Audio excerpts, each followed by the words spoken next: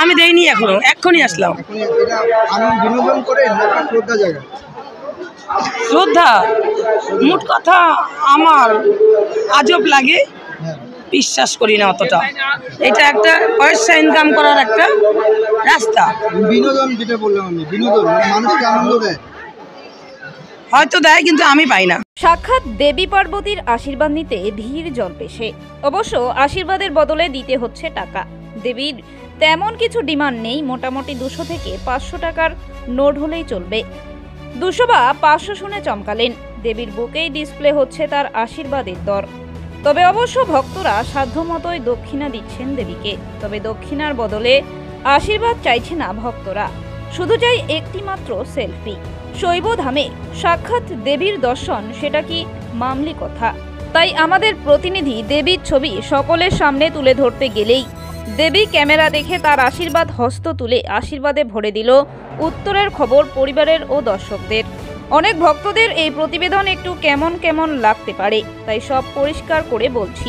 দেবী ও তার দলবলের আগমন সুদূর কৈলাস নয়, সুদূর আসাম থেকে। আরে না না, আমি পার্বতীর 4 সন্তানের কথা বলছি না। এরা 5 জনেই পুরুষ। যার সাথে কথা হয় অর্থাৎ দেবীর পিয়ে, তার নাম নারায়ণ শাহ। বাকিদের নাম জানা যায়নি। দেবীর পিয়ে জানায় কোনো এক মাতাল তাদের সমস্ত টাকা পয়সা চুরি করে নিয়ে যায়। উপায় না পেয়ে তারা নানান দেবদেবীর রূপে সেজে মানুষের কাছ থেকে টাকা নেয়। আপনার নাম? আমার নাম নারায়ণ শাহ। বলছি এই যে জ্যান্ত কি পার্বতী সেজেছিল। কখন থেকে দাঁড়িয়ে আছেন? এখান থেকে আমি ছিলাম কালকে আমি বিকাল 4টার থেকে আমি 6টা অবধি শিফট সেজেছিলাম।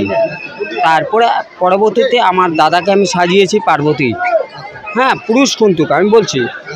হ্যাঁ, কখন থেকে ইনি দাঁড়িয়ে আছেন এখানে? এখানে দাঁড়িয়ে আছে 4টার থেকে নিয়ে আজও এখনো দাঁড়িয়ে আছে। তো এটা কি আপনারা মানে শুধু পার্বতী সাজিয়েছেন নাকি অন্য কিছু সাজিয়েছেন? অন্য কিছু কালীও সাজিয়েছি আমরা, বাইরে কালী চালান দিয়েছি, মানে ঘুরে বেড়াচ্ছে। একটা গণেশ সাজিয়ে পাঠিয়েছি। আমরা 5 ভাই এসেছি। আমরা এসেছি আসাম ডিব্রুগড় থেকে। আসাম ডিব্রুগড় আমরা পরশুদিন এসেছিলাম। আসার পরে আমাদের এখানে এক মাতাল ছিল, তারপরে আমাদের পয়সা নিয়ে গেছিলো। হ্যাঁ, তারপরে ওই মাতালকে আমরা খুঁজে পেলাম না। হ্যাঁ, তারপরে আজকে এক মাতালকে পেয়েছি। আমরা এখনও পয়সাটা পেলাম না। হ্যাঁ, পরে মোটামুটি পরে। এই মুহূর্তে আরো কতজন ঘুরে বেড়াচ্ছেন মেলায় সেজে?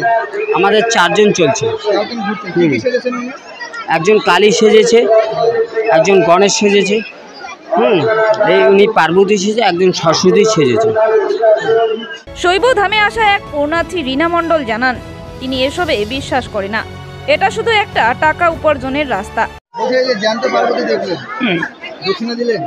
আমি দেইনি এখনো, এক্ষুনি আসলাম। শ্রদ্ধা মোট কথা আমার আজব লাগে, বিশ্বাস করি না অতটা। এটা একটা পয়সা ইনকাম করার একটা রাস্তা, বিনোদন যেটা বললাম আমি, বিনোদন মানুষকে আনন্দ দেয়, হয়তো দেয় কিন্তু আমি পাই না। আপনি কোথা থেকে এসেছেন? শিলিগুড়ি। নাম কি বললেন? রীনা মণ্ডল।